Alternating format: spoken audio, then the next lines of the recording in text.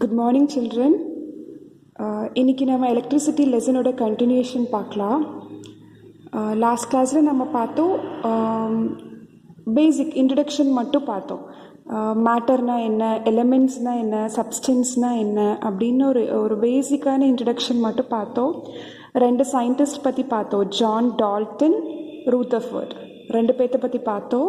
So அதோட continuation பார்க்கலாம். இன்றைக்கி நம்ம ஆட்டம்ஸ் பற்றி கொஞ்சம் நல்லா தெரிஞ்சுக்கலாம். லாஸ்ட் கிளாஸில் நம்ம all things are made up of matter அப்படி சொல்லி பார்த்தோம். எல்லாமே every thing is made up of atoms. Atoms தான் basic unit of matter. So all things are made up of matter and they are made up of elements. So elements, they have specific property.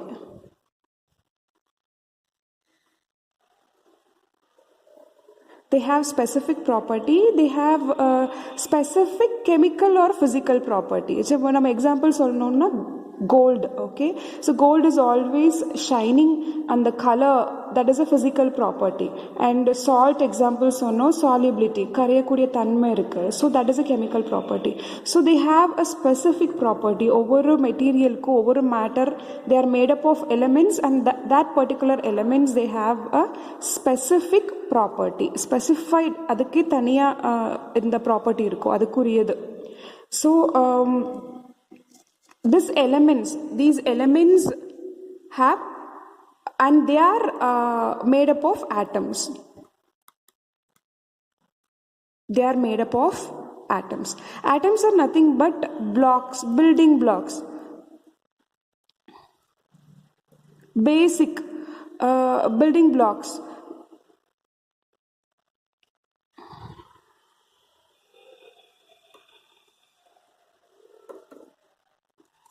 So they are basic of any matter. They are basic of any matter.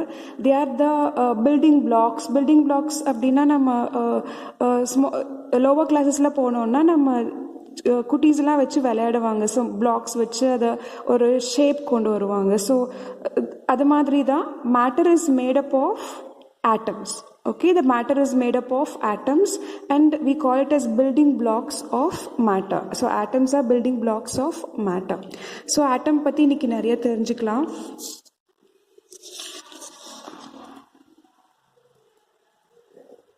Okay, so John Dalton என்ன சொன்னார்னா, atoms cannot be divided. அது divide பண்ண முடியாது. So indivisible அப்படி சொல்லி சொன்னார். It cannot be destroyed or created. நம்ம ஒரு ஆட்டமை கிரியேட் பண்ணவும் முடியாது, அதை அழிக்கவும் முடியாது. It is always there. So it cannot be destroyed or created.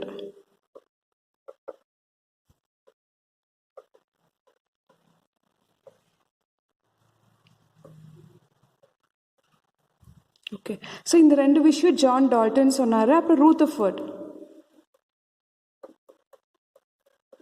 Rutherford சொன்னாரு, atom consists of proton, neutrons and electrons. So atom consists of protons, neutrons and electrons. What are these? These are subatomic particles.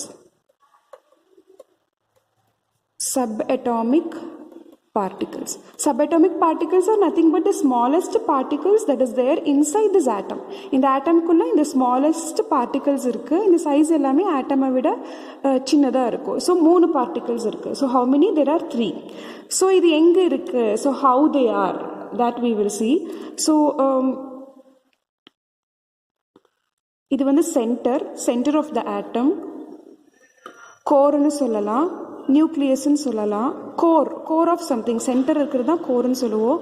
Nucleus.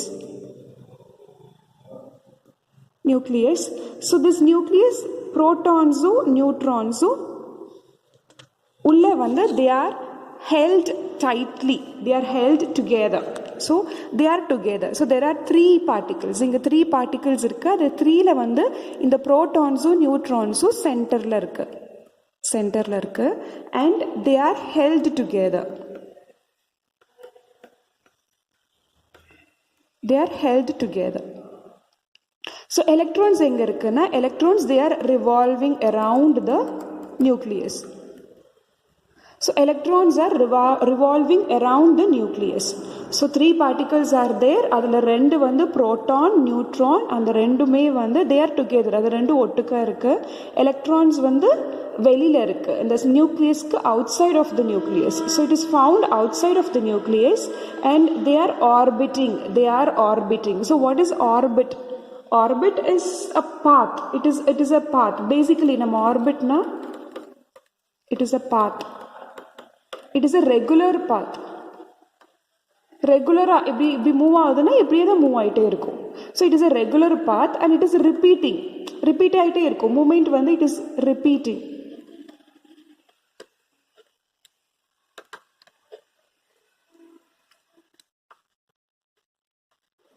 So it is repeating. So orbit is nothing but a path. The path is regular and repeating and it repeats around another thing. So ஒன்று சுற்றி போயிட்டுருக்கும். So orbiting ஞாபகம் வச்சுக்கணுன்னா it is a path, it is regular repeating path and ஸ்பேஸில் வந்துட்டு it is nothing but any object in space that takes around another object. Okay, so ஒன்றை சுற்றி போயிட்டே இருக்கும். ஸோ இந்த பாத் இப்போ நம்ம ரோடு இருக்குன்னா இந்த ரோட்டில் வந்துட்டு நமக்கு கார் போகுதுன்னா இந்த போன வழி நமக்கு இஃப் வி ட்ராக் அதை நம்ம ட்ரேஸ் பண்ண முடியும் அப்படின்னா இதை வந்து நம்ம பாத்துன்னு சொல்லுவோம். The path of the car. The car taken this path. The car has taken this path. Okay, இந்த வழியில் போச்சு, இந்த வழியில் போகலை, இதில் போச்சு, அந்த மாதிரி. So the electron is taking this path. So electrons வந்து ரிவால்வ் ஆகிட்டுருக்கு. அது வந்து இப்படி அதை சுற்றி ரிவால்வ் ஆகிட்டுருக்கு. It has it own path. So something is revolving another thing. So basically an orbit is a path taken by an object that is rounding, that is around another object. Okay, so இது ஞாபகம் வச்சுக்கணும். and the path is regular and repeating. The path is regular and repeating. So how are they electrons? So they இங்கே வந்துட்டு protons and neutrons are together. They are together. இது நம்ம எப்படி வரையலாம்னா proton neutron இப்படி. So the protons and the neutrons are together. So இங்க electrons, how they are electrons? Electrons are distributed. How they are distributed அப்படின்னா இதே மாதிரி நிறைய orbits இருக்கு. ஸோ ஃபார் எக்ஸாம்பிள் இங்கே வந்து 2 எலக்ட்ரான் இருக்குன்னு வச்சுக்கோங்க. இந்த ஆர்பிட் இந்த வழியில் இந்த பாத்தில் வந்துட்டு 2 எலக்ட்ரான்ஸ் ரிவால்வ் ஆகுது. ஸோ இனி ஒரு ஆர்பிட் இருக்கு. Orbit is nothing but path. Okay, so இதில் வந்துட்டு எலக்ட்ரான்ஸ் இருக்கு. So the electrons are distribute ஆயிருக்கு. So they are distributed and they are revolving around the nucleus. So nucleus nucleus has both protons and neutrons. அப்போ நம்ம என்ன சொல்லலாம்? atom consists of proton, neutron, electron அப்படி சொல்லலாம். இல்லைன்னா atom consists of a nucleus, ஒரு nucleus and electrons. So atom consists of a nucleus and electrons. So இதுதான் வந்து structure. ஸோ நிறைய ஸ்ட்ரக்சர்ஸ் இருக்குது, நிறையா ஸ்ட்ரக்சர்ஸ் சொல்லியிருக்காங்க. ஸோ நம்ம இது வந்து ஜான் டால்டன் வந்து சொல்லியிருக்காரு. ஸோ இந்த மாதிரி இருக்கும் அப்படின்னு சொல்லிட்டு. ஸோ இது வந்து ஜான் டால்டன் மாடல் அப்படின்னு சொல்லுவாங்க. இதே வந்துட்டு இனி கொஞ்சம் இப்போது அதுக்கு பின்னாடி வந்த சயின்டிஸ்ட் எல்லாமே என்ன சொல்கிறாங்கன்னா, எலக்ட்ரான்ஸ் வந்துட்டு இந்த மாதிரி ரிங் மாதிரி ரிவால்வ் ஆகாது. எலக்ட்ரான்ஸ் வந்துட்டு இந்த மாதிரி ஒரு பார்ட்டிக்கல் கிடையாது, இது வந்து ஒரு க்ளவுடு. இதுதான் நியூக்ளியஸ்னா கிளவுட் மாதிரி இருக்கும். இப்போ நம்ம ஸ்கைஸில் கிளவுட்ஸ் இருக்கு இல்லையா, அந்த கிளவுட்ஸ் மாதிரி இருக்கும். So they R nothing but clouds. They don't have this ring, அந்த மாதிரி கிடையாது. ஃபுல்லாக க்ளவுடாக இருக்கும். ஃபுல்லாக clouds அதை அப்படி இமேஜின் பண்ணிக்கோங்க. இப்படி தான் வந்து ஆட்டம்ஸோட ஸ்ட்ரக்சர் இருக்குது அப்படின்னு சொல்லிட்டு க்ளவுட் மாடல்னு சொல்லுவாங்க. இதுக்கு பேர் க்ளவுட் மாடல் அண்ட் இதுக்கு பேர் ஜான் டால்டன் மாடல். பேசிக்காக முதல்ல வந்த மாடல் இப்படி தான் இருக்கும்னு சொல்கிறாங்க. நம்ம வந்து நேரில் பார்க்க முடியாது. It is very very small. So அது atoms are very very small. அப்போ நமக்கு ஸ்பெஷல் இன்ஸ்ட்ருமெண்ட்ஸ் வச்சு தான் பார்க்க முடியும். கொஞ்சம் எக்ஸ்பெரிமெண்ட்ஸ் எல்லாம் கண்டக்ட் பண்ணி அது எப்படி இருக்குன்னு சொல்லிட்டு every day they are coming up with more and more details. So they are coming up with more and more details. So there are so many models. So அதை நீங்கள் மனசில் வச்சுக்கணும். There are so many models and we have seen the basic and basic structure of an atom. Okay. So இந்த count எப்படி இருக்கும், எவ்வளோ இருக்கும், ஒரு ஆட்டம்குள்ளே எவ்வளோ ப்ரோட்டான்ஸ் எவ்வளோ எலக்ட்ரான்ஸ் இருக்கும் அப்படின்னா protons, the number of protons is equal to number of electrons. சரிங்களா? the number of protons is equal to the number of electrons. okay, electrons இங்கே வந்துட்டு ஒரு ஆட்டம் எடுத்துட்டோம்னா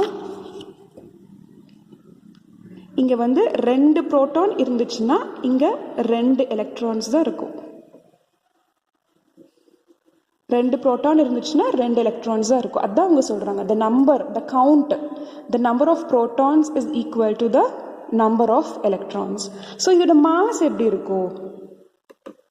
எப்படி இருக்கும் அப்படின்னா ப்ரோட்டான்ஸ் நியூட்ரான்ஸ் எலக்ட்ரான்ஸ்க்கு பார்த்தீங்கன்னா எலக்ட்ரான்ஸ்க்கு வந்து very very small compare to these two.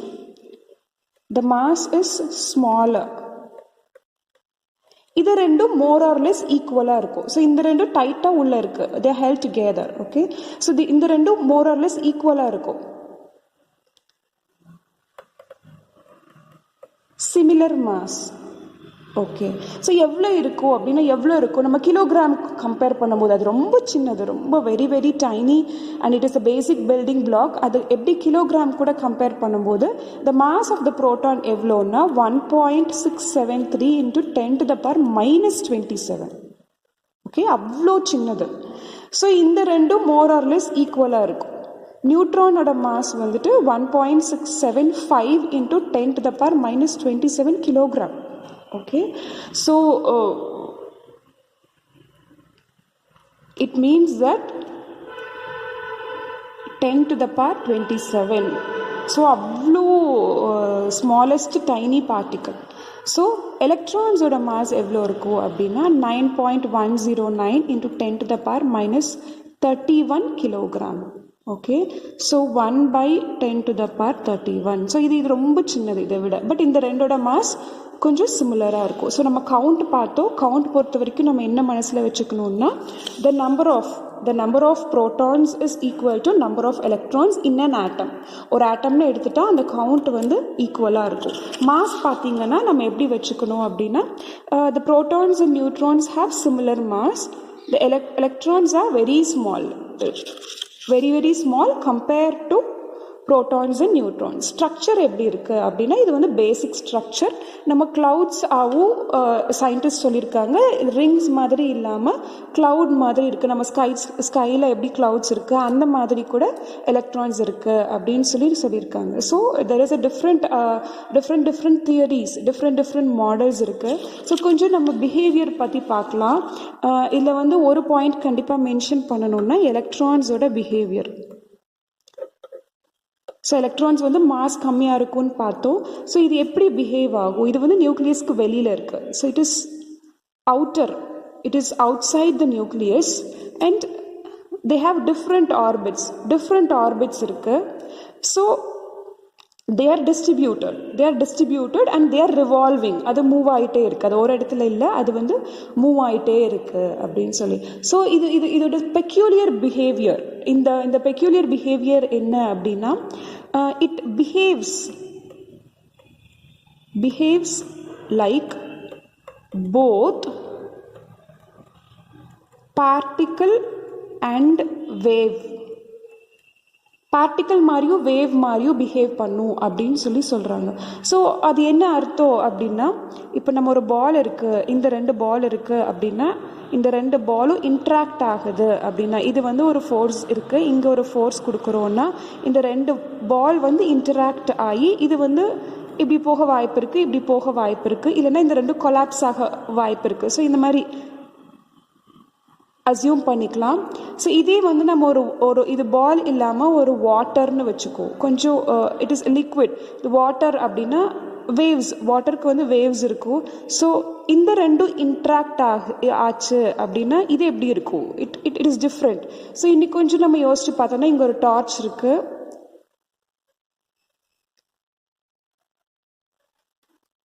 Torch light, 2 torch light இருக்குன்னு வச்சுக்கலாம். ஸோ இந்த 2 லைட்டும் இன்ட்ராக்ட் ஆகும்போது எப்படி இருக்கும்? இங்கே இருக்கிற வர லைட் ஆக்சுவலி இப்படி பாஸ் ஆகி இப்படி போயிடும். இங்கே இருக்கிற லைட் வந்து இப்படி பாஸ் ஆகி போயிடும். ஃபார் எக்ஸாம்பிள் ஒரு டார்ச் லைட், அதில் நம்ம இப்போ ஒரு பேரியர் வச்சு நம்ம ஒரு அப்டக்கிள் வைக்கிறோன்னா இந்த லைட் வந்து ரிஃப்ளெக்ட் ஆகும். ஒரு மிரர் வைக்கிறோன்னா இந்த லைட் வந்து ரிஃப்ளெக்ட் ஆகும், ரிஃப்ளெக்ஷன் நடக்கும். ஸோ இது ஒரு விதம். ஆனால் if we keep something, this is reflect. So this is called wave மாதிரி இருக்கு. ஸோ இந்த ரெண்டுத்துக்குமே வேறு மாதிரி இன்ட்ராக்ட் ஆகும். So the nature of the interaction is very different. So electrons பொறுத்த வரைக்கும் என்ன சொல்கிறாங்கன்னா, இந்த எலக்ட்ரான் அப்படின்றது வந்து வேவ் மாதிரியும் அது பிஹேவ் பண்ணும், பார்ட்டிக்கல் மாதிரியும் பிஹேவ் பண்ணும் அப்படின்னு சொல்கிறாங்க.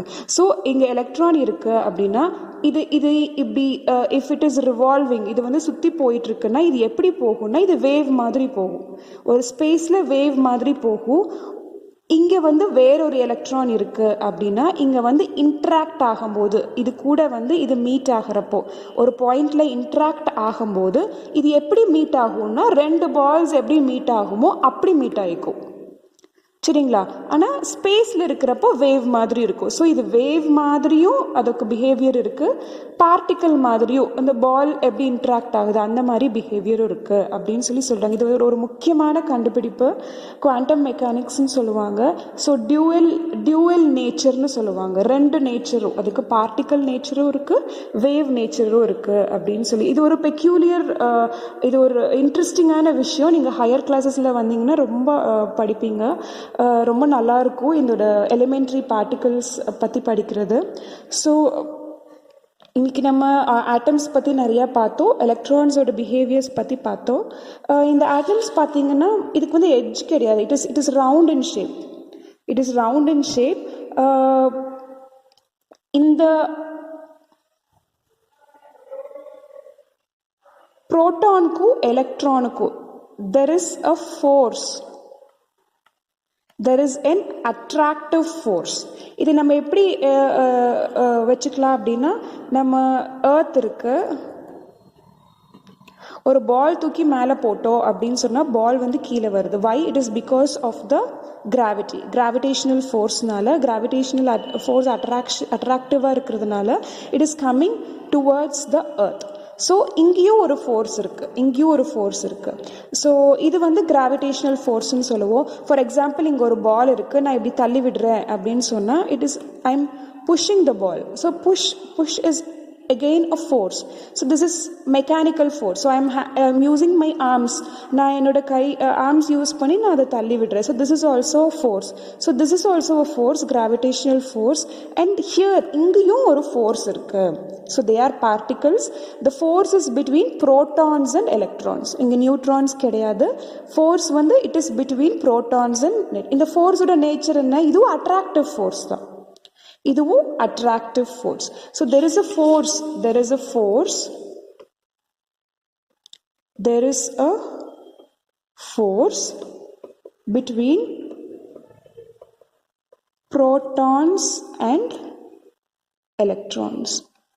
So protons and electrons, protons வந்து சென்டரில் இருக்கு, நியூக்ளியஸ் இங்கே protons இருக்கு, எலக்ட்ரான்ஸ் வந்து டிஸ்ட்ரிபியூட் ஆகிருக்கு வெளியில். இந்த எலக்ட்ரான்ஸ் இங்கே எல்லா எலக்ட்ரான்ஸும் நம்ம எல்லாமே எடுத்துக்கலாம், இந்த ரெண்டுத்துக்கும் ஃபோர்ஸ் இருக்குது. ஸோ அட்ராக்டிவ் ஃபோர்ஸ், ஈர்ப்பு சக்தி. So it is attractive force. So இந்த ரெண்டும் அட்ராக்ட் ஆகிட்டுருக்கு அப்படின்னா நம்ம அதை எப்படி யோசிக்கலாம்னா, இந்த எலக்ட்ரானை நம்ம வெளியில் எடுக்கணும் அப்படின்னா கொஞ்சம் ஈஸியாக எடுத்துக்கலாம், ஏன்னா கொஞ்சம் தூரமாக இருக்கு இல்லையா. இது பக்கத்தில் இருக்குது, இங்கே ஒரு எலக்ட்ரான் இருக்குன்னா இதை நம்ம வெளியில் எடுக்கணும் அப்படின்னா இன்னும் கொஞ்சம் ஃபோர்ஸ் கொடுத்தா தான் இதை வெளியில் எடுக்க முடியும். ஸோ அந்த மாதிரி யோசிச்சுக்கலாம். ஸோ நம்ம என்ன சொல்லலாம்னா, இங்கே வந்து கொஞ்சம் டைட்டாக இருக்குது, இதெல்லாம் வந்து கொஞ்சம் க்ளோஸராக இருக்குது, இருக்குது, நியூக்ளியஸ் கூட க்ளோஸராக இருக்குன்னா நம்ம எலக்ட்ரான்ஸை வந்துட்டு அவ்வளோ சீக்கிரம் எடுக்க முடியாது, கொஞ்சம் ஃபோர்ஸ் நிறையா கொடுத்தா தான் எடுக்க முடியும்.